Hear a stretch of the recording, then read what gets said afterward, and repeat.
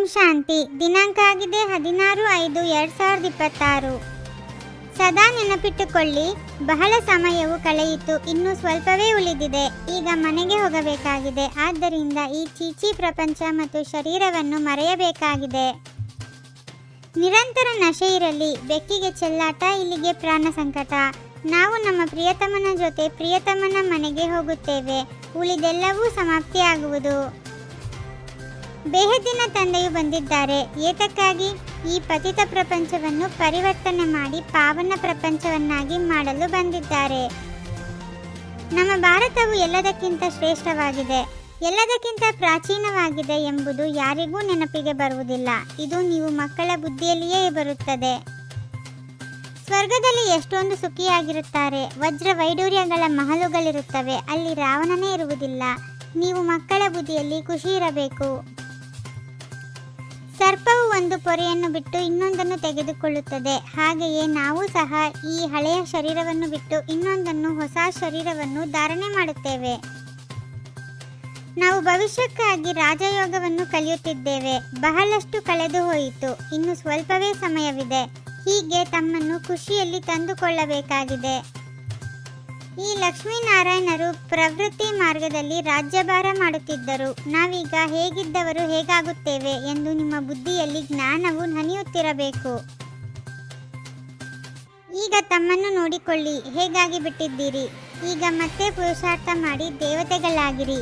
ಶ್ಯಾಮನಿಂದ ಸುಂದರರಾಗಲು ಪುರುಷಾರ್ಥ ಮಾಡಬೇಕಾಗಿದೆ. ನಾವು ನಮ್ಮ ಯೋಗ ಬಲದಿಂದ ತಂದೆಯ ಶ್ರೀಮತದಂತೆ ರಾಜ್ಯವನ್ನು ಸ್ಥಾಪನೆ ಮಾಡುತ್ತಿದ್ದೇವೆಂದು ನೀವು ಮಕ್ಕಳಿಗೆ ಬಹಳ ಖುಷಿ ಇರಬೇಕು. ತಂದೆಯು ಜ್ಞಾನ ಸ್ನಾನ, ಯೋಗದ ಯಾತ್ರೆಯನ್ನು ಕಲಿಸುತ್ತಾರೆ, ಜ್ಞಾನವನ್ನು ಕೊಡುತ್ತಾರೆ. ಇದರಲ್ಲಿ ಯೋಗದ ಜ್ಞಾನ, ಸೃಷ್ಟಿ ಚಕ್ರದ ಜ್ಞಾನವೂ ಇದೆ. ನೀವು ಮಕ್ಕಳು ಬಹಳಷ್ಟು ಸರ್ವಿಸ್ ಮಾಡಬೇಕಾಗಿದೆ. ಈಗಂತೂ ಈ ಪ್ರೊಜೆಕ್ಟರ್ ಪ್ರದರ್ಶನಿಯ ಫ್ಯಾಷನ್ ಬಂದಿದೆ.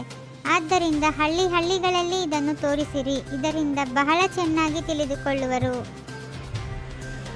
ಈಗ ಈ ಕಣ್ಣುಗಳಿಂದ ಏನೆಲ್ಲವೂ ನೋಡುತ್ತೀರೋ ಇದು ಸತ್ಯಯುಗದಲ್ಲಿರುವುದಿಲ್ಲ. ಈಗ ನಿಮಗೆ ಜ್ಞಾನದ 3ನೇ ನೇತ್ರವು ಸಿಗುತ್ತದೆ. ನೀವೀಗ ತ್ರಿನೇತ್ರಿಗಳಾಗುತ್ತೀರಿ.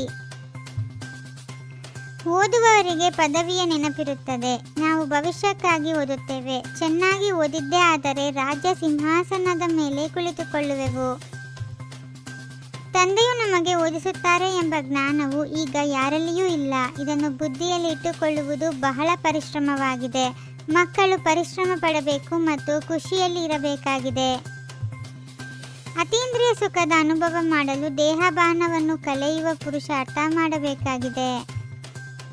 ಈಗ ಹಿಂತಿರುಗಿ ಮನೆಗೆ ಹೋಗಬೇಕಾಗಿದೆ. ಆದ್ದರಿಂದ ಬುದ್ಧಿಯೋಗವು ಮನೆಯೊಂದಿಗೆ ತೊಡಗಿರಲಿ. ಗೃಹಸ್ಥ ವ್ಯವಹಾರದಲ್ಲಿರುತ್ತಾ ವಿದ್ಯೆಯನ್ನು ಓದಬೇಕಾಗಿದೆ.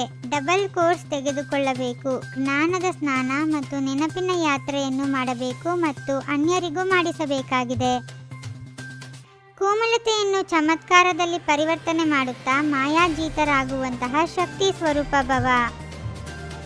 ಸ್ವಯಂನ ಸಂಸ್ಕಾರಗಳನ್ನು ಪರಿವರ್ತನೆ ಮಾಡುವುದರಲ್ಲಿ ಕೋಮಲರಾಗಿರಿ. ಕರ್ಮದಲ್ಲೆಂದಿಗೂ ಕೋಮಲರಾಗಬಾರದು. ಇದರಲ್ಲಿ ಶಕ್ತಿ ರೂಪವುಳ್ಳವರಾಗಿರಿ. ಪ್ರತಿಯೊಂದು ಕರ್ಮವನ್ನು ತ್ರಿಕಾಲದರ್ಶಿಯ ಸ್ಥಾನದಲ್ಲಿ ಸ್ಥಿತರಾಗಿದ್ದು ಮಾಡುತ್ತೀರೆಂದರೆ ಮಾಯೆಯು ದೂರದಿಂದಲೇ ಓಡಿ ಹೋಗುತ್ತದೆ. ಓಂ ಶಾಂತಿ. 21 ಜನ್ಮಗಳಿಗೆ 21 ಪರಮಾತ್ಮನ ಮಹಾವಾಕ್ಯಗಳನ್ನು ಆಲಿಸಿ ಹಾಗೂ ನಿಮ್ಮದೇ ಆದ ಈ ಚಾನಲ್ಗೆ ಲೈಕ್ ಮಾಡುವುದನ್ನು ಮರೆಯದಿರಿ.